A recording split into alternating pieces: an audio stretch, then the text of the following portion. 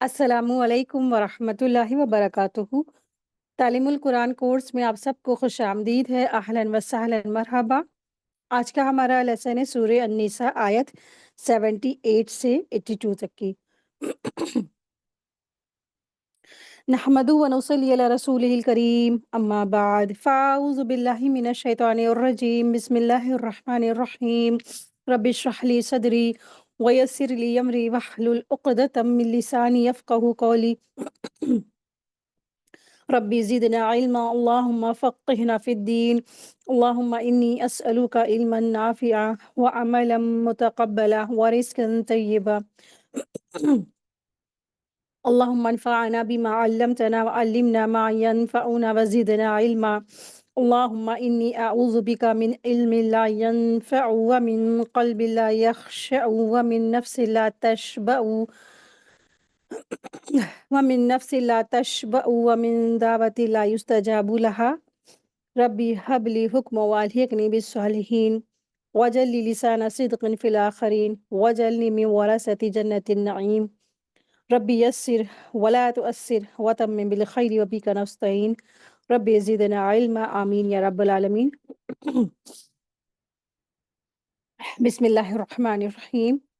आयत 78 है। अल्लाह सुब्हानहू व तआला इरशाद फरमा रहे हैं, तुम जहाँ कहीं भी होगे मौत तुम्हें पहुँच जाएगी, और अगर तुम मजबूत किलों में हो और अगर उन्हें कोई भलाई पहुँचती है तो वो कहते हैं कि ये अल्लाह ताला की तरफ से है और अगर उन्हें कोई बुराई पहुँचती है तो ये कहते हैं कि तुम्हारी तरफ से है। आप कह दीजिए सब अल्लाह ताला ही की तरफ से है। फिर उन लोगों को क्या हो गया है कि कि करीब नहीं है कोई बात समझते, यानी वो कोई बात ही नहीं समझते हैं। अल्लाह सुब्हानहू व तआला यहाँ पे इरशाद फरमा रहे हैं, ऐना मा तकूनु युदरिकुमुल मौता वलौ कुंतुम फी बुरूजिन मुशय्यदा। तुम जहाँ कहीं भी होगे मौत तुम्हें पहुँच जाएगी, मौत तो तुम्हें आके रहेगी। और अगर ना यहाँ तक कि तुम मजबूत किलों में क्यों ना हो। तो इस आयत में अल्लाह तबारक तआला ने फरमाया है कि वो मौत जिसके डर से तुम भागते हो, तुम जिहाद से कतराते हो, तुम अल्लाह की राह में निकलने से कतराते हो, लेकिन वो मौत तो तुम्हें आके रहेगी। जब उसका वक्त आ जाएगा, तुम्हारी मौत का वक्त आ जाएगा, वो तुम्हें कहीं से भी आके दबोच लेगी। तो तुम्हारा जिहाद से फेरना, मुंह मोड़ना क्या है, बिल्कुल बेकार है। आपने देखा होगा कि लोग यूं तो बहुत सारे दुनियावी काम में मुलव्वस रहते हैं और ना जाने किन किन भाग दौड़ में रहते हैं, और फिर वो दुनियावी किसी काम में मसरूफ होते हैं और फिर अचानक से उनको मौत दबोच लेती है। और लेकिन उधर देखा जाए कि कुछ लोग होते हैं, अल्लाह वाले होते हैं, फ़ी सबीलिल्लाह जाते हैं और अल्लाह ताला की राह में खिदमत करते हैं, वक़्त लगाते हैं, अपना जान, माल, ज़िंदगियाँ लगा देते हैं और फिर उनको उस राह में भी मौत आ जाती है। तो मौत तो यकीनी फिर आएगी। एक वो जो अल्लाह ताला की राह में मरेगा, तो उसके क्या है दर्जे और मर्तबे बहुत ज़्यादा हैं। और एक शख्स वो जो सिर्फ़ और सिर्फ़ दुनिया हासिल करने के लिए निकला और फिर दुनिया ही को हासिल करते-करते इस दुनिया से चला गया। तो उसकी भी मौत वाक़ई हुई, लेकिन वो जो दर्जे और मर्तबे उसको हासिल हैं, जो मुजाहिदीन जो फ़ी सबीलिल्लाह को हासिल हैं, वो इस दुनिया परस्त वाले शख्स को नहीं हासिल। अल्लाह तबारक तआला कुरान करीम में फरमाते हैं, सूरह आले इमरान की आयत नंबर 185 में, कुल्लु नफ्सिन ज़ाइक़तुल मौत व इन्नमा तुवफ़्फ़ौना उजूरकुम यौमल क़ियामह फ़मन ज़ुहज़िहा अनिन नार व उदख़िलल जन्नह फ़क़द फ़ाज़ वमल हयातुद दुनिया इल्ला मताउल गुरूर। हर जानदार को मौत का मज़ा चखने वाला है और यकीनन तुम क़यामत के दिन ही अपने-अपने पूरे अजर दे दिए जाओगे। चुनांचे जो आग से बचा लिया गया और जन्नत में दाखिल कर दिया गया, वो कामयाब हो गया और दुनिया की ज़िंदगी तो धोखे के सामान के सिवा कुछ भी नहीं है। तो जो लोग बुज़दिली इख्तियार करते और फ़ी सबीलिल्लाह जिहाद करने से कतराते, मौत के डर से ऐसा करते थे, वो मौत से डरने वाले, जबकि मौत का तो अल्लाह तबारक तआला ने वक़्त मुकर्रर कर रखा है। तो जिस वक़्त मौत आएगी उसको मरना ही पड़ेगा। हर शख्स, हर इंसान, हर जानदार उसको मरना ही है। और कहीं पर भी चला जाए, जहाँ कहीं पर भी हो, मौत उसको पहुँच जाएगी, मौत उसको आ ही जाएगी। इस दुनिया को छोड़कर अगर वो अंतरिक्ष पे भी चला जाए, चाँद पर चला जाए, मंगल पे चला जाए, कहीं पर भी चला जाए, तो अल्लाह ने मौत अगर मुक़द्दर लिख दी है जिस वक़्त, जिस घड़ी, तो वो तो उसको आ ही जाएगी। तो इस आयत में अल्लाह तबारक तआला ने फरमाया है कि तुम जहाँ कहीं भी होगे, मौत तुम्हें पकड़ लेगी, चाहे तुम 7 समंदर के नीचे चले जाओ, चाहे तुम आसमानों के ऊपर चले जाओ, चाहे तुम कहीं पर भी चले जाओ। पूरी दुनिया में कहीं पे भी तुम भाग के चले जाओ, लेकिन मौत तुम्हें क्या है, आ पहुँचेगी। अगरचे तुम मज़बूत किले के अंदर ही क्यों ना हो, मौत से बचने का दरअसल कोई रास्ता नहीं, ये आयत हमें ये बताती है। मौत तो तुम्हें आके रहेगी। दरअसल जब ग़ज़वा उहद में मुसलमान शहीद हो गए थे, तो मुनाफ़िकों ने कहा था कि अगर वो मुजाहिदीन जो थे हमारे पास होते और वो जंग में ना जाते, तो वो ना मरते और ना ही वो कत्ल किए जाते। तो अल्लाह तबारक तआला ने उनकी इस बात की तरदीद करते हुए फरमाया, इरशाद फरमाया कि तुम जहाँ कहीं भी होगे, मौत पकड़ ही लेगी। चाहे तुम मज़बूत किले में हो, तब भी तुम्हें मौत नहीं छोड़ेगी, तुम मौत से बच नहीं सकते। मौत तो तुम्हें पा ही लेगी। तो इस आयत के तहत एक सबक आमूज़ वाक़या है कि पिछली उम्मतों में एक औरत थी, जब बच्चे की पैदाइश हुई और बच्चे की पैदाइश का वक़्त शुरू हुआ और थोड़ी देर के बाद बच्चा पैदा हुआ, तो उसने अपने मुलाज़िम यानी नौकर को आग लाने के लिए भेजा। वह दरवाज़े से निकल ही रहा था कि अचानक एक आदमी ज़ाहिर हुआ और उसने पूछा कि इस औरत ने किसे मतलब जन्म दिया है? इसकी क्या पैदा हुआ है, बेटा या बेटी? तो नौकर ने जवाब दिया कि लड़की हुई है, बेटी हुई है। तो उस आदमी ने कहा कि आप याद रखिए, ये लड़की 100 मर्दों से ज़िना करेगी और आखिर में एक मकड़ी से मरेगी। नौकर ये बात सुनकर वापस हुआ और फ़ौरन ही एक छुरी लेकर उस लड़की का पेट को चाक कर दिया और सोचा कि अब ये मर गई। तो वो खुद जो है, वो नौकर जो था भाग गया। मगर लड़की की माँ ने पेट पे टाँके लगा दिए उसके और उसका पेट जोड़ दिया। यहाँ तक कि वो लड़की बड़ी हो गई, जवान हो गई और इतनी खूबसूरत कि शहर में वो बेमिसाल थी। उस मुलाज़िम ने भागकर समंदर की राह ली, जो नौकर था वो भाग गया था, क्योंकि उसने लड़की का पेट काट दिया था ना, डर के मारे वो भाग गया। अब वो भागकर समंदर की उसने राह इख्तियार की और काफ़ी लंबे अरसे तक माल और दौलत कमाता रहा। फिर शादी के लिए वापस शहर आया और यहाँ उसको एक बुढ़िया मिली, तो उससे ज़िक्र किया कि मैं ऐसी लड़की से शादी करना चाहता हूँ जिससे ज़्यादा खूबसूरत इस शहर में कोई और हो ना। तो उस औरत ने कहा कि फलाँ लड़की से ज़्यादा खूबसूरत कोई नहीं है, आप उसी से शादी कर लो। आखिरकार कोशिश की और उससे शादी कर ली। तो उस लड़की ने मर्द से मालूम किया कि तुम कौन हो और कहाँ रहते हो? तो उसने कहा कि मैं इसी शहर का रहने वाला हूँ, लेकिन एक लड़की का मैं पेट चाक करके भाग गया था। फिर उसने पूरा वाक़या वो बताया। तो ये सुनकर वो जो लड़की थी वो बोली कि वो लड़की तो मैं ही हूँ। ये कहकर उसने अपना पेट दिखाया, जिस पर निशान मौजूद था। ये देखकर उस मर्द ने कहा कि अगर तू वही औरत है, तो तेरे मुतालिक 2 बातें बतलाता हूँ। एक तो ये कि तू 100 मर्दों से ज़िना करेगी। इस पर औरत ने इकरार किया कि हाँ, मुझसे ऐसा हुआ है, लेकिन तादाद याद नहीं। मर्द ने कहा, तादाद 100 है।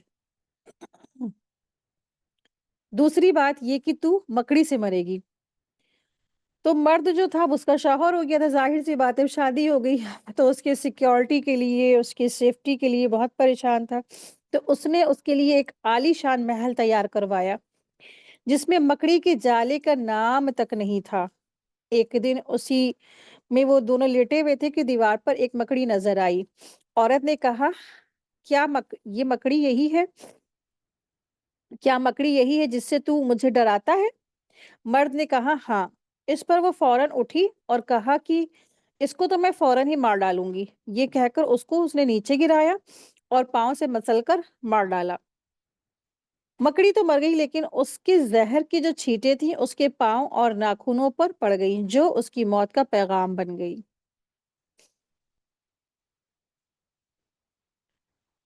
तो ये होती है मौत, जिसकी जिस बहाने अल्लाह तबारक तआला ने मौत लिखी होती है, वो आकर रहती है। चाहे जितना पुख्ता, जितना आलीशान महल ही क्यों ना हो, एक मकड़ी और उसका एक मामूली से एक पानी से मर गई वो औरत, वो लड़की है ना, तो मौत तो बहाना लगना होता वो आके रहेगी, चाहे तुम मजबूत किलों में क्यों ना ही छिप जाओ, समा जाओ और उसके अंदर रहो, लेकिन मौत तो है वो आके रहेगी। तो ये औरत साफ सुथरे शानदार महल में थी और अचानक से एक मकड़ी के जरिए से वो हलाक हो गई। इसके मुकाबले में कितने आदमी ऐसे हैं कि उम्र भर लड़ाइयाँ और ग़ज़वे और जंगें में उन्होंने अपनी ज़िंदगियाँ गुज़ार दी, वहाँ मौत उन्हें नहीं आई। मिसाल के तौर पे हज़रत ख़ालिद बिन वलीद रज़ी ताला अन्हु, जो इस्लाम के सिपाही और जनरल मारूफ़ और मशहूर हैं, और यहाँ तक कि अल्लाह तबारक तआला ने उनको सैफ़ुल्लाह कहा, यानी कि अल्लाह की तलवार उनका लक़ब है। पूरी उम्र शहादत की तमन्ना में जिहाद में मसरूफ़ रहे और हज़ारों काफ़िरों को अपनी तलवार से हलाक किया। हर ख़तरे की वादी को बेखौफ और ख़तर पार किया और हमेशा यही दुआ करते रहे कि मेरी मौत औरतों की तरह चारपाई पर ना हो, बल्कि एक निडर सिपाही की तरह मैदान जिहाद में हो। लेकिन आखिरकार उनकी मौत बिस्तर पे ही हुई। इससे मालूम हुआ कि ज़िंदगी और मौत का निज़ाम अल्लाह तबारक ताला ने अपने हाथ में ही रखा है। जब वो चाहे तो आराम के बिस्तर पर एक मकड़ी के ज़रिए से मार दे, और बचाना चाहे तो तलवारों की छाँव में भी वो बचा लेता है।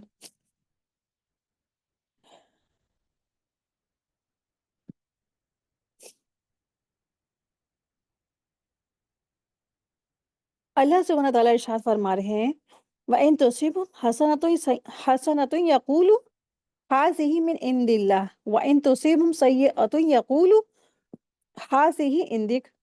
और अगर उन्हें कोई भलाई पहुँचती है तो वो कहते हैं कि अल्लाह तबारक तआला की तरफ से है, और अगर उन्हें कोई बुराई पहुँचती है तो ये कहते हैं तुम्हारी तरफ से है।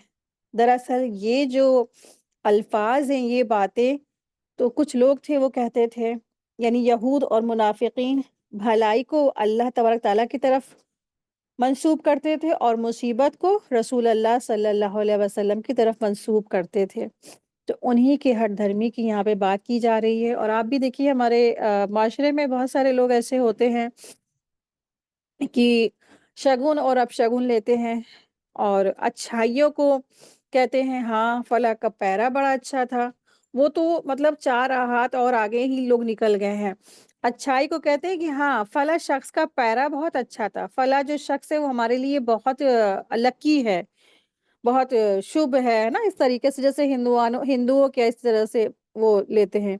तो आज हमारे क्या मुसलमानों में भी इसी तरह से चीज़ें रिवाज हो गई। और फिर फलाँ शख्स को कहते हैं कि हमारे लिए बहुत अच्छा है, बहुत हमारे लिए शुभ है, बहुत बहुत ये है, बहुत खुशनसीबी है और बरकती है, ये है, सब कुछ, सब कुछ। और जब कोई मुसीबत आती है, परेशानी आती है, तो वो भी किसी दूसरे शख्स की तरफ मंसूब कर देते हैं। हाँ, वो शख्स जो है, ये जो नई दुल्हन आई है, ये मेरे लिए बड़ी मनहूस हो गई, या मेरे घर में फलाँ शख्स आया था, मैंने उसका सवेरे-सवेरे चेहरा देख लिया, तो मेरे साथ ऐसा फला-फला बुरा काम हो गया, वो शख्स बड़ा मनहूस है।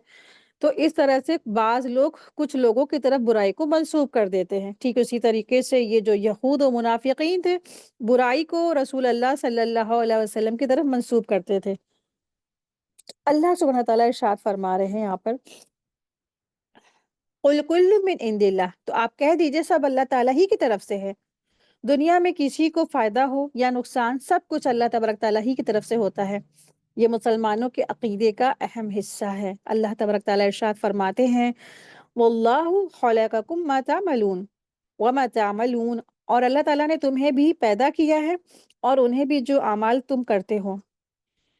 सूरह अस-सफ़्फ़ात में आयत 96 में अल्लाह सुब्हानहू व तआला ने इरशाद फरमाया, तो लिहाज़ा या नफ़ा हो या नुकसान, अगर अमाल के नतीजे में भी اگر اعمال کے نتیجے میں بھی ہو تب بھی افعال کا خالق اللہ تبارک تعالیٰ ہے، اس لیے نفع اور نقصان اللہ تبارک تعالیٰ ہی کی طرف سے ہے۔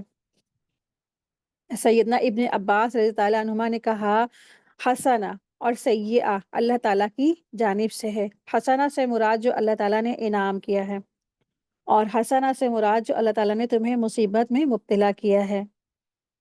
اور سیدنا ابو ہریرہ رضی اللہ عنہ بیان کرتے ہیں، نبی صلی اللہ علیہ وسلم نے ارشاد فرمایا، مسلمان جب بھی کسی پریشانی، بیماری، رنج، ملال، تکلیف، غم میں مبتلا ہو جاتا ہے، یہاں تک کہ اگر اسے کوئی کانٹا بھی چبھ جائے تو اللہ تعالیٰ اس سے گناہوں کا کفارہ بنا دیتے ہیں۔ یہ بخاری کی حدیث ہے 5642۔ ٹھیک ہے، تو مسلمان کو اگر کوئی تکلیف پہنچتی، پریشانی پہنچتی، آزمائش پہنچتی تو اللہ تبارک تعالیٰ اسے گناہوں کا کفارہ بنا دیتے ہیں۔ پھر ایک اور حدیث میں آتا ہے، رسول اللہ صلی اللہ علیہ وسلم نے ارشاد فرمایا، اللہ تعالیٰ جس کے ساتھ بھلائی کرنا چاہتے ہیں اسے بیماری کی تکلیف اور دیگر مصیبتوں میں مبتلا کر دیتے ہیں۔ یہ بھی بخاری کی حدیث، حدیث نمبر 5645 ہے اس کا نمبر۔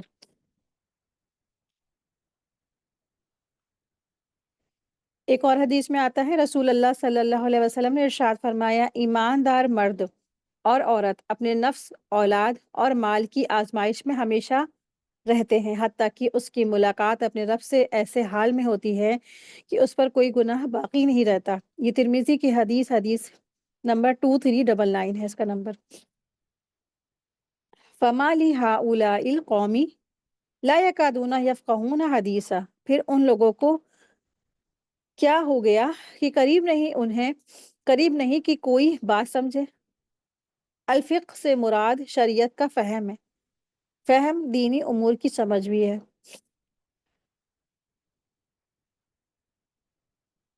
آیت 79 ہے،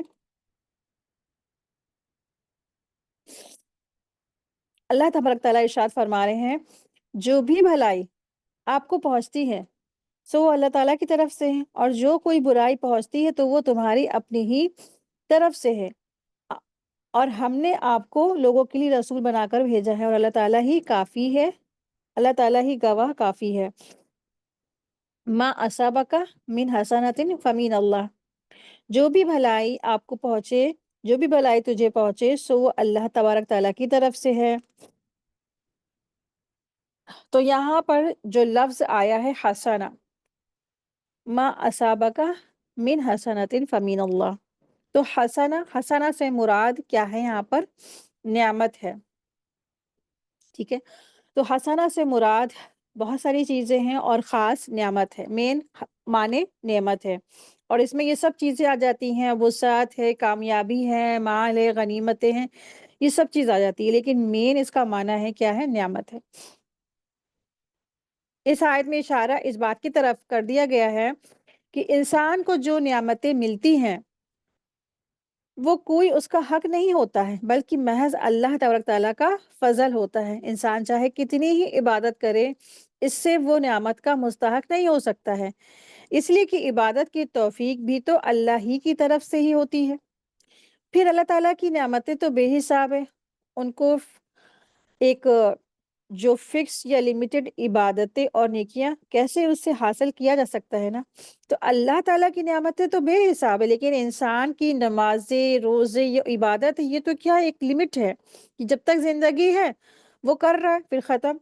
لیکن اللہ تبارک تعالیٰ نے جو نعمتیں دی ہیں ہمیشہ دائمی کی، جو جنت کا اللہ نے وعدہ کیا ہے، آخرت میں جو انعامات کا وعدہ ہے، دنیا میں جو اللہ نے نعمتیں دی ہیں، اس کے آگے یہ کیا ہے؟ ایک لمٹ ہے ہم سب کی عبادتیں اور نیکیاں ہیں۔ تو خصوصاً جب کہ ہماری عبادتیں بھی رب العالمین کی بادشاہت کے شایان شان نہ ہو۔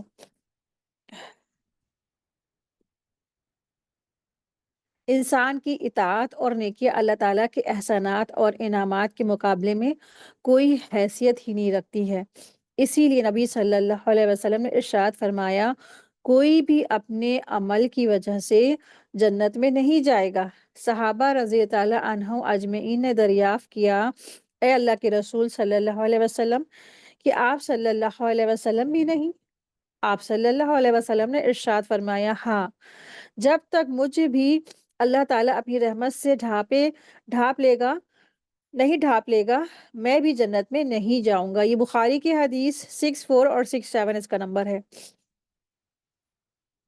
اللہ تبارک تعالیٰ ارشاد فرما رہے ہیں وما اصابک من سیئۃ فمن نفسک، اور جو کوئی برائی تجھے پہنچے تو وہ تمہاری اپنی ہی طرف سے ہے۔ تو سیئہ سے مراد کیا ہے؟ مصیبتیں۔ سیئۃ سے مراد مصیبت ہے، اور اس کے اندر یہ ساری چیزیں آ جاتی ہیں کہ آزمائشیں ہیں، شکست ہے، زخم ہے، قتل ہے، یہ سب کچھ آ جاتی ہیں۔ تو مصیبت کی تخلیق اگرچہ اللہ تبارک تعالیٰ ہی کرتا ہے، لیکن اس کا سبب خود انسان کے برے اعمال ہوتے ہیں۔ اب اگر یہ انسان کافر ہے تو اس کے لیے دنیا میں جو مصیبت پیش آتی ہیں یہ اس کے لیے اس عذاب کا ایک معمولی سا نمونہ ہوتا ہے، اور آخرت کا عذاب اس سے کہیں زیادہ ہے۔ اور اگر وہ شخص مومن ہے تو اس کے لیے مصیبتیں اور تکلیفیں اس کے گناہوں کا کفارہ ہو کر آخرت کی نجات کا سبب ہو جاتی ہیں۔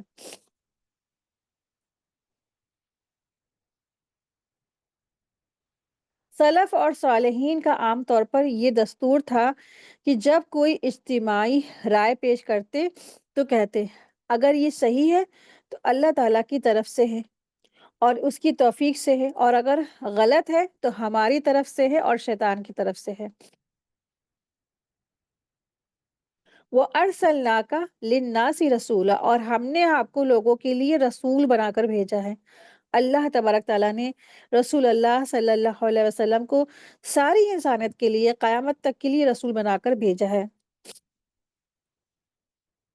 رسول اللہ صلی اللہ علیہ وسلم نے ارشاد فرمایا پہلے انبیاء خاص اپنی قوموں کی ہدایت کے لیے بھیجے جاتے تھے، لیکن مجھے دنیا کے تمام انسانوں کی ہدایت کے لیے بھیجا گیا ہے۔ صحیح بخاری کی حدیث، حدیث نمبر 438 اس کا نمبر ہے۔ ایک اور حدیث میں آتا ہے رسول اللہ صلی اللہ علیہ وسلم نے ارشاد فرمایا میں ساری خلقت کی طرف بھیجا گیا ہوں، اور میری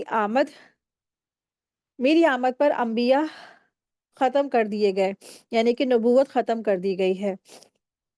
وَكَفَى بِاللَّهِ شَهِيدًا، اور اللہ تعالیٰ ہی گواہ کافی ہے۔ آپ صلی اللہ علیہ وسلم کی رسالت پر اللہ تعالیٰ گواہ ہیں۔ آیت 80 ہے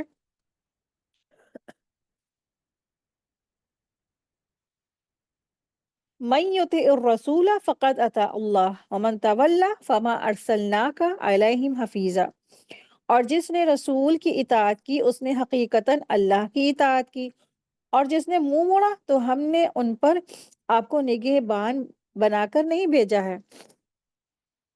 اللہ سبحانہ تعالیٰ ارشاد فرما رہے ہیں مَن يُطِعِ الرَّسُولَ فَقَدْ أَطَاعَ اللَّهَ، اور جس نے رسول کی اطاعت کی اس نے حقیقتاً اللہ کی اطاعت کی، یعنی جس نے رسول صلی اللہ علیہ وسلم کی اطاعت کی اس نے اللہ تبارک تعالیٰ کی اطاعت کی، اور جس نے رسول اللہ صلی اللہ علیہ وسلم کی نافرمانی کی اس نے اللہ تعالیٰ کی نافرمانی کی۔ یہ صرف اس وجہ سے کہ رسول اللہ صلی اللہ علیہ وسلم اپنی خواہش سے کوئی بات نہیں کرتے ہیں، وہ جو کچھ بھی کہتے ہیں وہی کا پیغام ہوتا ہے، اللہ تبارک تعالیٰ کی طرف سے کچھ ہوتا ہے جو کچھ ہوتا ہے۔ تو اس آیت میں اللہ تبارک تعالیٰ نے اطاعت رسول کی اہمیت بیان کی ہے اور فرمایا ہے کہ کوئی شخص رسول اللہ صلی اللہ علیہ وسلم کی نافرمانی کر کے اللہ تعالیٰ کا فرما بردار نہیں بن سکتا ہے۔ رسول اللہ صلی اللہ علیہ وسلم نے ارشاد فرمایا جس نے میری اطاعت کی اس نے اللہ تبارک تعالیٰ کی اطاعت کی، اور جس نے میری نافرمانی کی اس نے اللہ تبارک تعالیٰ کی نافرمانی کی۔ یہ بخاری کی حدیث ہے، حدیث نمبر 7137 اس کا نمبر ہے۔ کچھ منافقین نے کہا کہ یہ آدمی، یعنی کہ رسول اللہ صلی اللہ علیہ وسلم کی طرف اشارہ کر کے کہا کہ یہ آدمی تو یہی چاہتا ہے کہ ہم اسے رب بنا لے، جیسے نصارہ نے عیسیٰ ابن مریم کو رب بنایا تھا، اور اس پر اللہ تبارک تعالیٰ نے آیت نازل فرمائی جس میں یہ بتا دیا گیا کہ رسول اللہ صلی اللہ علیہ وسلم کی فرما برداری اللہ تبارک تعالیٰ کی فرما برداری ہے، کیونکہ آپ جو کچھ دیتے ہیں وہ اللہ تبارک تعالیٰ ہی کی طرف سے ہوتا ہے۔ پیغام پہنچانے والے کے واسطے سے جو پیغام پہنچے اور اس پر عمل کیا جائے وہ پیغام بھیجنے والے کے ہی حکم پر عمل کرنا ہوتا ہے۔ اس سے یہ لازم نہیں ہوتا اس سے یہ لازم نہیں آتا کہ پیغام لانے والا رب ہو جائے، ٹھیک ہے؟ یعنی کہ آپ صلی اللہ علیہ وسلم اگر پیغام پہنچا رہے ہیں تو اس سے یہ لازم نہیں ہو جاتا کہ وہ آپ صلی اللہ علیہ وسلم رب ہو گئے۔ نصارہ نے تو عیسیٰ علیہ السلام کو نبوت اور رسالت کے درجے سے آگے بڑھا دیا اور ان کو خدا کا بیٹا بتا دیا اور ان کو الوہیت کا درجہ دے دیا، یعنی کہ اللہ تعالیٰ کا اور نعوذ باللہ خدا کا انہوں نے درجہ دے دیا۔ تو کہاں نصارہ کی جہالت اور کہاں رسول اللہ صلی اللہ علیہ وسلم کی فرما برداری، یہ تو دونوں بالکل اپوزٹ چیزیں ہیں نا۔ تو آج کل جن لوگوں نے انکار حدیث کا فتنہ اٹھا بھی رکھا ہے تو آیت میں ان کا بھی جواب ہے، یا دراصل کچھ لوگ ہوتے ہیں وہ عوام کو لوگوں کو طرح طرح سے باتیں کر کے بہکاتے ہیں اور کہتے ہیں کہ ہم تو صرف جو ہے بس قرآن کو ہی مانیں گے، ہم بس قرآن کو ہی فالو کریں گے، کیونکہ نعوذ باللہ حدیث میں بہت ملاوٹ ہو چکی ہے۔ اور حدیث میں جو رسول اللہ صلی اللہ علیہ وسلم کی حدیث ہے وہ دراصل اس میں بہت حدیث ہے، ضعیف حدیث ہے اور ملاوٹ ہو چکی ہے، اس لیے ہم صرف حدیث کو نہیں مانتے، ہم قرآن کو مانتے۔ دراصل ایسا پھر جب کوئی کہے تو سمجھ لیجیے وہ بہت بڑے فتنے والے لوگ ہیں۔ قرآن مجید میں جگہ جگہ اطاعت رسول اور اتباع رسول کا حکم دیا گیا ہے اور فرمایا گیا لقد کان لقد کان لکم فی رسول اللہ اسوۃ حسنہ، بے شک اللہ کے رسول صلی اللہ علیہ وسلم کیا ہیں، وہ ایسی ذات ہے کہ اس میں تمہارے لیے اسوہ حسنہ ہے۔ اسی طرح ایک اور جگہ رسول اللہ صلی اللہ علیہ وسلم کے بارے میں ارشاد فرمایا اللہ تبارک تعالیٰ نے، یحل لہم الطیبات ویحرم علیہم الخبائث، کہ وہ حلال کر دیتے ہیں ان لوگوں کے لیے پاکیزہ چیزوں کو اور وہ خبیث چیزوں کو ان پر حرام کر دیتے ہیں۔ قرآن مجید مختصر میں بات کہتا ہے مگر اس کے تفصیلی احکام رسول اللہ صلی اللہ علیہ وسلم بتاتے ہیں۔ جو شخص رسول اللہ صلی اللہ علیہ وسلم کے بتائے اور کیے ہوئے عمل کو شرعی دلیل نہ مانے تو وہ حقیقت میں قرآن کا منکر ہے۔ منکرین حدیث نے اہل قرآن ہونے کا لیبل تو لگا لیا، اپنے آپ کو اہل القرآن تو کہتے ہیں لیکن وہ حدیثوں کا انکار کر دیتے ہیں، لیکن حقیقت میں قرآن اور حدیث دونوں کے جو وہ منکر ہیں۔ جو قرآن کو ماننے کا دعوے دار ہے وہ قرآن کی اس بات کو کیوں نہیں مانتا کہ رسول اللہ صلی اللہ علیہ وسلم کی اطاعت، اتباع اور پیروی فرض ہے اور آپ کے اتباع کو اللہ کا محبوب بننے کا ذریعہ بتایا گیا ہے۔ قرآن کریم میں اللہ سبحانہ وتعالیٰ ارشاد فرماتے ہیں قُلْ إِن كُنتُمْ تُحِبُّونَ اللَّهَ فَاتَّبِعُونِ يُحْبِبْكُمُ اللَّهُ، کہ تم چاہتے ہو کہ اللہ تعالیٰ تم سے محبت کرے تو تم کیا ہے، تو تم رسول اللہ صلی اللہ علیہ وسلم کی محبت تم اتباع کرو، ٹھیک ہے؟ تو یہ آیت ہے۔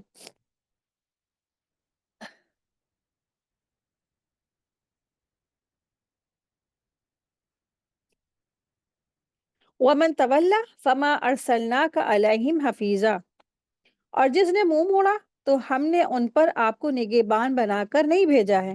اس سے مراد یہ ہے کہ اگر کوئی شخص رسول کے احکامات سے منہ موڑتا ہے تو زبردستی اطاعت کروانا رسول اللہ صلی اللہ علیہ وسلم کی ذمہ داری نہیں ہے۔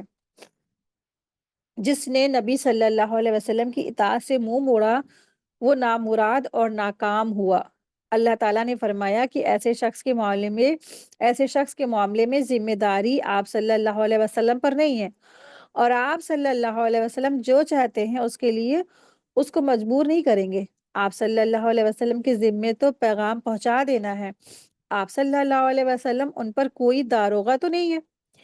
ایسے شخص نے خسارہ پایا ہے، جیسے کہ حدیث میں بھی آتا ہے کہ جس نے اللہ تعالیٰ اور اس کے رسول کی اطاعت کی وہی ہدایت یافتہ ہے، اور جس نے اللہ اور اس کے رسول صلی اللہ علیہ وسلم کی نافرمانی کی تو وہ اپنے سوا کسی کو نقصان نہیں پہنچاتا ہے۔ آیت 81 ہے۔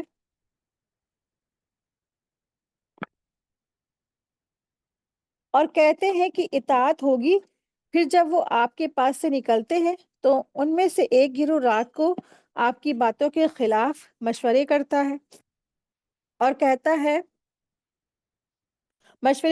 اور اللہ تبارک تعالیٰ لکھ رہا ہے وہ جو رات کو مشورے کرتے ہیں، چنانچہ آپ ان سے منہ موڑ لیجئے اور اللہ تبارک تعالیٰ پر توکل کیجیے، اور اللہ تعالیٰ ہی وکیل ہے، کافی ہے، کارساز ہے۔ وَيَقُولُونَ طَاعَةٌ، اور وہ کہتے ہیں اطاعت ہوگی۔ منافقین رسول اللہ صلی اللہ علیہ وسلم کی اطاعت کا دھم بھرتے تھے، بڑے بڑے دعوے کرتے تھے، بڑے بڑے کہتے تھے کہ ہاں ہم آپ صلی اللہ علیہ وسلم سے محبت کرتے ہیں، لیکن وہ کیا کرتے تھے؟ رسول اللہ صلی اللہ علیہ وسلم کی اتباع نہیں کرتے تھے، ان کے خلاف کیا کرتے تھے؟ مشورات کرتے تھے۔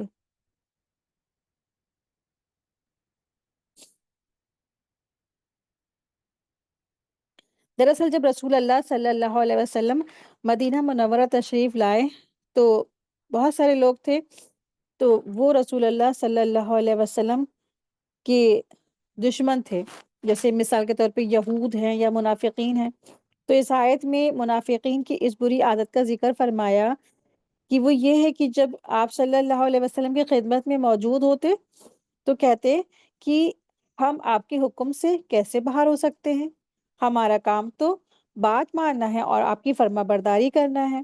پھر جب رسول اللہ صلی اللہ علیہ وسلم کی مجلس سے باہر جاتے تو ان میں سے ایک گروپ راتوں کو اس بات کے علاوہ مشورے کرتے جو انہوں نے آپ کی مجلس میں کہا تھا، یعنی آپ صلی اللہ علیہ وسلم کے ارشادات کے خلاف باتیں کرتے، چالے چلتے، اور آپ کے حکم کی خلاف ورزی کرتے اور آپ کی خلاف ورزی کے منصوبے بنا لیتے۔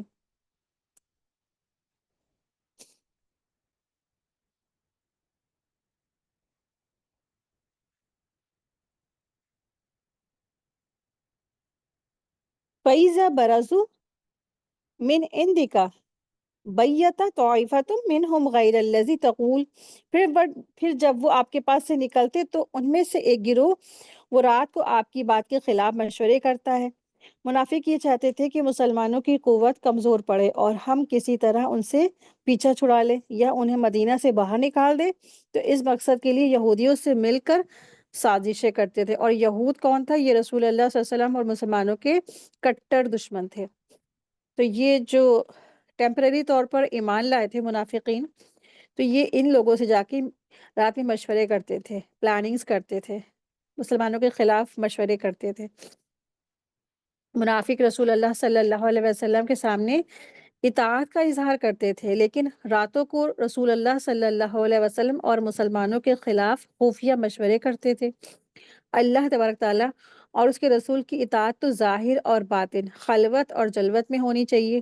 جہاں تک کہ ان لوگوں کا تعلق ہے جو لوگوں کے سامنے اطاعت کے دعوے تو کرتے ہیں، اور جب اپنے ہم نواؤں کے پاس ساتھ ہوتے ہیں یا اپنے سرداروں کے پاس ہوتے یا تنہا ہوتے ان کے ساتھ میں، تو مسلمانوں کے خلاف وہ سازشیں کرتے، تو وہ منافق ہیں جن کی اطاعت ان کے لیے نفع مند نہیں ہوتی۔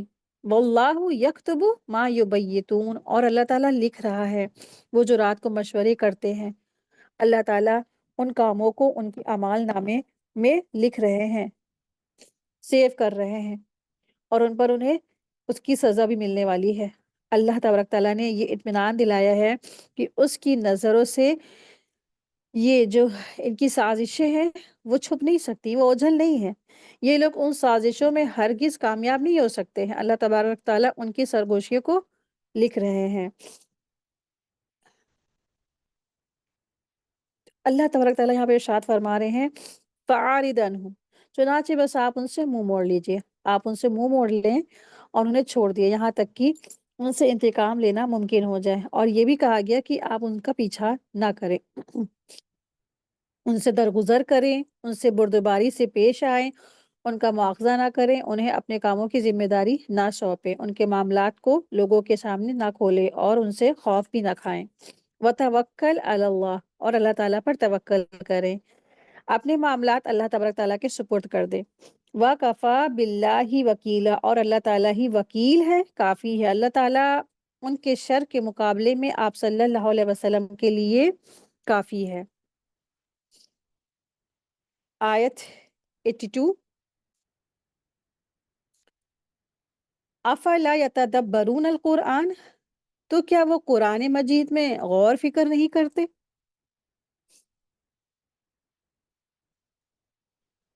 اللہ सुब्हानहू तआला यहाँ पे इरशाद फरमा रहे हैं, तो क्या वो कुरान मजीद में गौर फ़िक्र नहीं करते? और अगर वो गैरुल्लाह के पास से होता, तो इसमें वो यकीनन बहुत ज़्यादा इख्तिलाफ़ पाते। तो अल्लाह तबारक तआला यहाँ पे दावत दे रहे हैं लोगों को, सारे इंसानों से खिताब है कि क्या भला वो कुरान करीम में तदब्बुर नहीं करते? अफ़ला यतदब्बरून अल कुरान, तो क्या वो कुरान करीम में गौर फ़िक्र नहीं करते? तो यहाँ पर जो लफ्ज़ आया है यतदब्बरूना, यतदब्बरूना जो लफ्ज़ है वो दाल, बा, रा से है, यानी इसका ये रूट वर्ड है। और दुबुर होता है इसके माने।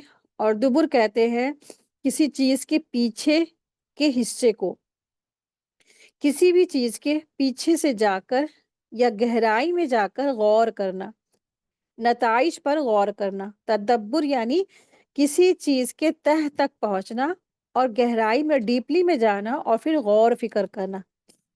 किसी काम के अंजाम को सोचने को तदब्बुर कहते हैं। कुरान पर गौर करके ये नतीजा निकालना कि या ये नतीजे पे पहुँचना कि किताब अगर अल्लाह तबारक तआला की तरफ से ना होती तो इसमें बहुत टकराव और बहुत इख्तिलाफ़ात होते।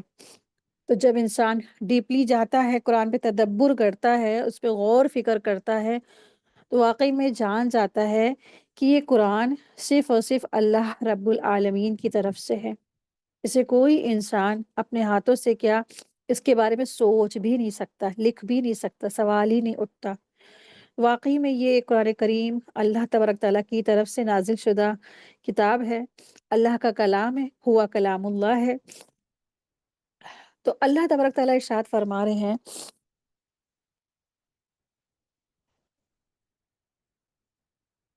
कि अफ़ला यतदब्बरून अल कुरान। तो इस आयत में अल्लाह तबारक तआला ने कुरान में गौर फ़िक्र करने की दावत दी है। इसमें चंद चीज़ें काबिल गौर हैं और वो ये है कि अल्लाह तबारक तआला ने अफ़ला यतदब्बरून अल कुरान फरमाया।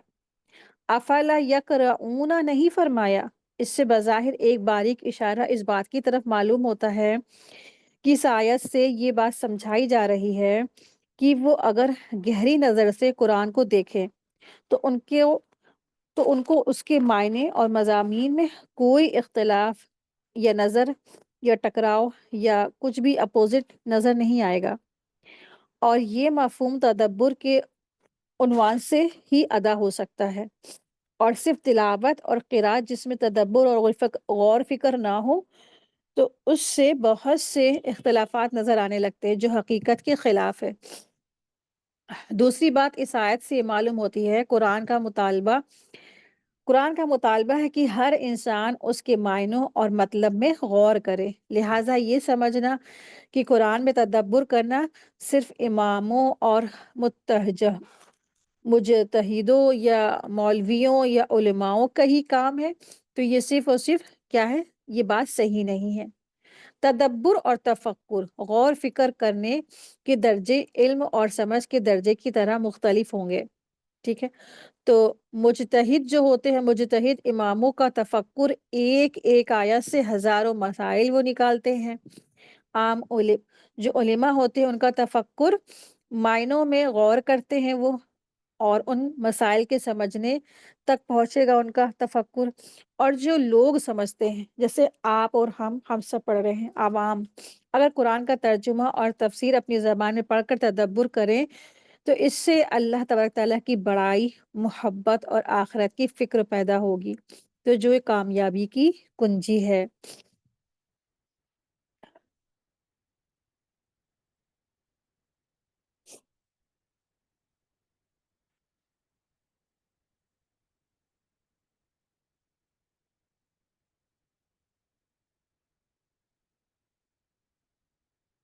अल्लाह तबारक तआला यहाँ पर इरशाद फरमा रहे हैं, वलौ काना मिन इंदी गैरिल्लाहि लवजदु फीहि इख्तिलाफन कसीरा। और अगर वो गैरुल्लाह के पास से होता, तो इसमें यानी कुरान में यकीनन बहुत ज़्यादा इख्तिलाफ वो पाते। तो इससे पता चलता है कि अगर कुरान को हम डीपली पढ़ेंगे, तो समझ के पढ़ेंगे, तो वाक़ई में इंसान जान जाता है کہ یہ اللہ تبارک تعالیٰ کی طرف سے نازل شدہ ہے۔ تبھی تو اللہ تبارک تعالیٰ نے قرآن کریم میں کئی جگہ پہ چیلنج دیا اور کہا کہ اگر تم کو اگر ہے کوئی شک، یہ جو قرآن ہم نے اپنے بندے پر نازل کیا تو ٹھیک ہے، تم اس جیسی 10 آیتیں لکھ کے لے آؤ، ٹھیک ہے؟ اگر یہ نہیں کر سکتے تو تم ٹھیک ہے ایک آیت لکھ کے لے آؤ، اور وہ چیلنج قیامت تک کی لوگوں کے لیے ہے، لیکن آج تک کی کوئی بھی وہ اس چیلنج کو پورا نہ کر سکا۔ اور یہاں تک کہ یہ بھی چیلنج دیا گیا، ٹھیک ہے تم اکیلے یہ کام نہیں کر سکتے تو ٹھیک ہے تم سارے اپنے جن، انسان، سائنٹسٹ، پوئٹر، سب مل کر کے، سب کوئی مل کر کے تم یہ کام کر لو اور تم لے آؤ۔ اس کے باوجود بھی وہ نہیں لا سکے۔ تو ان سے کیا پتہ چلتا ہے کہ واقعی میں یہ قرآن کریم اللہ رب العالمین کی طرف سے ہے۔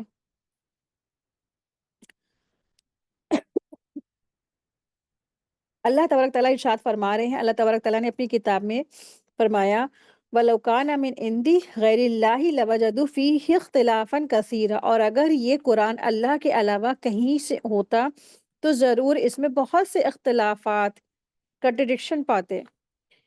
اس کی خبروں میں بھی اختلاف ہوتا، کچھ خبریں صحیح ہوتی اور کچھ خبریں غلط ہوتی، کہیں معنی پہ فاسد ہوتا تو لیکن کہیں صحیح بھی ہوتا، لیکن ایسا نہیں ہوتا۔ اور اس کے الفاظ، معنی، خبروں میں کہیں کچھ کہنے اور انگلی رکھنے کی جگہ نہیں۔ قرآن نے مقابلے میں ایک آیت لانے کا چیلنج کیا جو اب بھی سارے انسانوں کو چیلنج ہے، کوئی بھی اس کے مقابلے نہ لا سکا، یعنی وہ کوئی بھی اس چیلنج کو پورا نہ کر سکا اور نہ اس پر اعتراض کر سکا، اور اپنی کم سمجھی میں سے جس کسی نے کوئی اعتراض کیا تو اس کا جواب اس کو قرآن میں ہی مل گیا اور اہل دانش نے اس کا جواب بھی دے دیا۔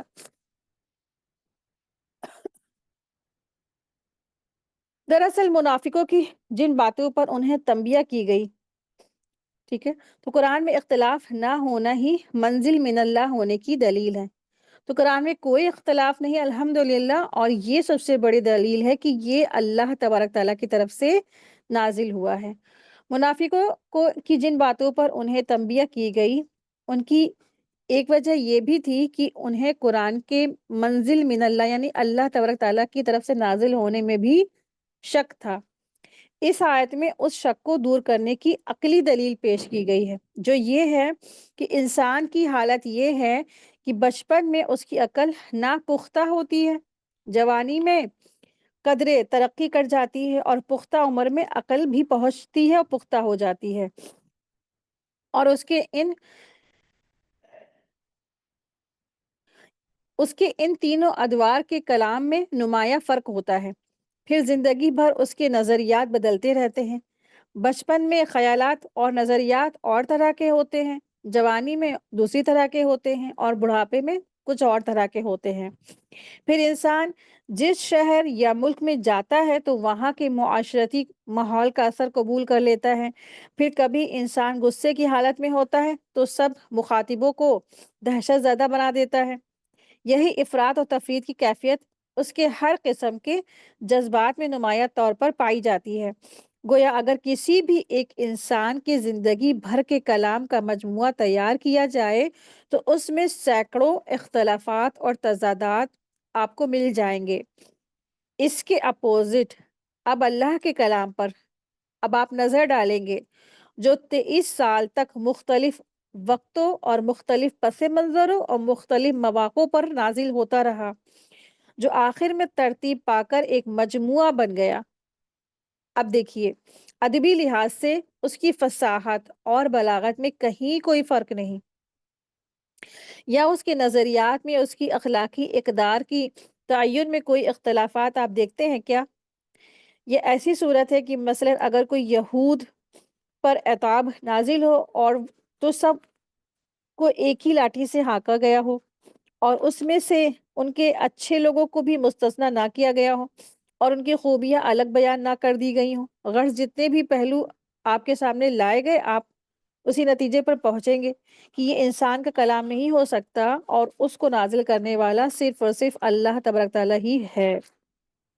سرسری سی نظر دیکھیں گے اگرچہ قرآن میں کچھ اختلافات نظر آتے ہیں، لیکن اس کی وجہ عدم رسوخ یا قرآن کے جملے مضامین پر پوری طرح مطلع نہ ہونا ہوتا ہے، اور اس قسم کے اختلافات کا جواب بھی قرآن ہی سے مل جاتا ہے، درد جیسا کہ جو آگے حدیث آ رہی اس سے پتہ چلتا ہے۔ بہت سی آیتیں ایسی ہوتی ہیں نا، جب ہم اور آپ پڑھتے ہیں اور لگتا ہے کہ ہاں یہاں پر تو اللہ تبارک تعالیٰ نے ایسا کہا ہے، لیکن فلاں فلاں آیت میں تو ہم نے ایسا پڑھا تھا، تو ایک دوسرے کے لگتا ہے اپوزٹ ہے۔ تو ایسا ایک صحابی کے من میں بھی آیا، ٹھیک ہے، تو انہوں نے جو بڑے مفسر تھے رسول اللہ صلی اللہ علیہ وسلم کے دور کے، تو ان سے انہوں نے سوال جواب کیا۔ سعید بن جبیر کہتے ہیں کہ ایک شخص سیدنا ابن عباس رضی تعالیٰ عنہ کے پاس آیا اور کہنے لگا کہ میں قرآن میں کئی اختلافات کی باتیں پاتا ہوں، ٹھیک ہے، اب یہ کم عقلی کی باتیں ہیں، کم علمی کم عقلی کی باتیں۔ تو اس نے واقعی میں علم تو حاصل کر لیا، لیکن وہ تدبر تفکر نہ کر سکا۔ تو اس نے کہا کہ میں قرآن میں کئی اختلافات کی باتیں پاتا ہوں، مثلاً ایک تو یہ ہے فلا انصاب بینہم ولہم یتساءلون، کہ قیامت کے دن ان میں کوئی رشتہ داریاں حائل نہ رہیں گی اور نہ وہ ایک دوسرے کو پوچھیں گے۔ اور دوسری جگہ پر اللہ تبارک تعالیٰ فرماتے ہیں اقبل بعضهم علی بعض یتساءلون، ان میں سے کچھ ان کے سامنے آ کر ایک دوسرے سے سوال کریں گے۔ اب یہ کیا ہو گیا، ایک دوسرے کی کیا ہو گیا، اپوزٹ ہو گئی۔ پھر اس نے دوسرا سوال کیا کہ ایک آیت میں نے ولا یکتمون اللہ حدیثا، وہ اللہ سے کوئی بات نہ چھپا سکیں گے، اور قرآن میں دوسری جگہ ایک آیت میں آتا ہے کہ قیامت کے دن مشرکین کہیں گے واللہ ربنا ما کننا مشرکین، اللہ کی قسم ہم شرک نہیں کیا کرتے تھے۔ ایک طرف تو وہ بات نہیں کر سکیں گے، اور دوسری طرف وہ جو مشرک ہے وہ کہہ رہے ہیں کہ ہم اللہ سے کہیں گے کہ ہم شرک نہیں کیا کرتے تھے، گویا وہ اصل بات جو ہے چھپائیں گے۔ پھر تیسرا سوال انہوں نے کہا کہ اللہ تعالیٰ نے ایک جگہ قرآن میں فرمایا انتم اشد خلقا ام السماء بنا دہاہا تک کی، تو اس سے یہ معلوم ہوتا ہے کہ آسمان کی پیدائش زمین سے پہلے ہوئی، اور سورہ حامیم سجدہ میں فرمایا انکم لتکفرون بالذی خلق الارض فی یومین تعین تک، تو اس سے معلوم ہوا کہ زمین اور آسمان سے پہلے پیدا ہوئی، اور نیز فرمایا کہ وکان اللہ غفور الرحیم۔ چوتھا سوال اس نے یہ کیا عزیزاً حکیمہ سمیعاً بصیرہ، تو ان سے یہ معلوم ہوتا ہے کہ اللہ تبارک تعالیٰ ان صفات سے زمانے ماضی میں موصوف تھے لیکن اب نہیں۔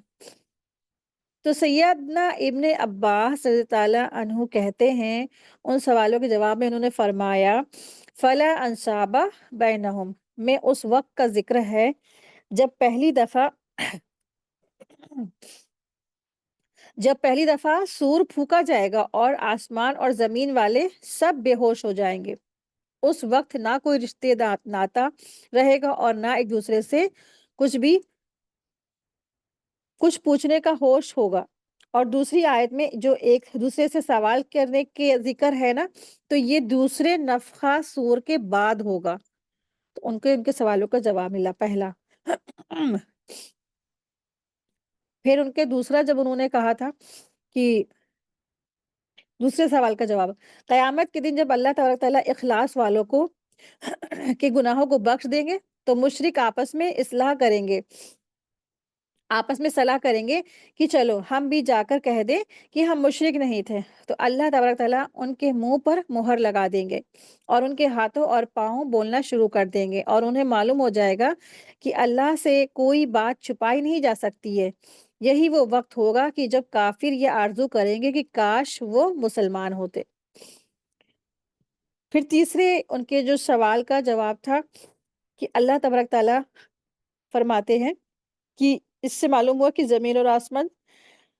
زمین آسمان سے پہلے پیدا ہوئی، تو آسمان اور زمین کی تخلیق میں ترتیب اللہ تبارک تعالیٰ نے پہلے زمین کو 2 دن میں پیدا کیا، پھر آسمان کی طرف متوجہ ہوا تو اگلے 2 دن میں ان کو سات آسمان بنایا، اس کے بعد زمین کو پھیلایا، اور زمین کا پھیلانا یہ ہے کہ اس سے پانی نکلا، گھاس چارہ پیدا کیا، پہاڑ جانور ٹیلے وغیرہ سب کچھ نکالے 2 دنوں میں۔ اسی طرح زمین اور آسمان کی پیدائش 6 دنوں میں مکمل ہوئی، اور 4 دن یعنی 2 ابتدائی اور 2 آخری زمین کی پیدائش اور اسے سنوارنے میں لگ گئے۔ اور کانا کا مطلب یہ ہے کہ اللہ تعالیٰ کی یہ کیفیت ازلی ہے۔ کانا کا مطلب یہ ہے کہ اللہ تبارک تعالیٰ کی جو یہ صفات ہے وہ ازلی ہے، اور یہ سب اس کے نام ہے، یعنی وہ ہمیشہ سے ان صفات کا مالک ہے اور ہمیشہ رہے گا۔ وہ جو چاہے وہ کر سکتے ہیں، گویا اب کوئی اختلاف نہ رہا۔ اور ہو بھی کیسے سکتا ہے جبکہ یہ سارے قرآن اسی کی طرف سے نازل ہوا ہے۔ بخاری کی حدیث میں یہ سارا ڈیٹیل میں ہے موجود، سورہ حامیم سجدہ کی تفسیر میں۔